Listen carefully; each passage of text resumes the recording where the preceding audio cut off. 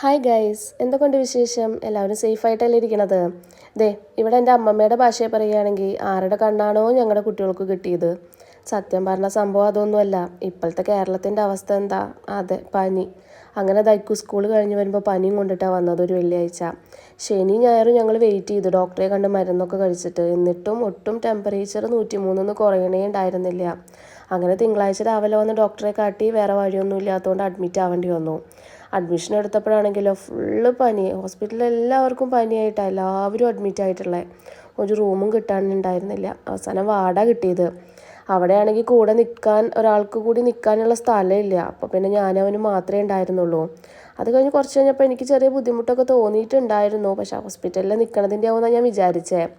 Doctor വന്നിട്ട് ഓരോ അരമണിക്കൂർ കൂടുമ്പോഴും ഇതേപോലെ ഇങ്ങനെ നല്ല തണുത്ത വെള്ളത്തിൽ തുണി മുക്കിയിട്ട് മേല് ഫുള്ള് തുടച്ചു കൊടുക്കാൻ പറഞ്ഞിട്ടുണ്ടായിരുന്നു. അപ്പോൾ ചിലപ്പോൾ ടെമ്പറേച്ചർ ഒന്ന് ചെറുതായിട്ട് കുറയും. അങ്ങനെ ഞാൻ ഓരോ അരമണിക്കൂർ കൂടുമ്പോഴും ഇതുപോലെ വെള്ളം ഇങ്ങനെ തുണിയിലാക്കിയിട്ട് ഇങ്ങനെ മുക്കി തുടയ്ക്കുക.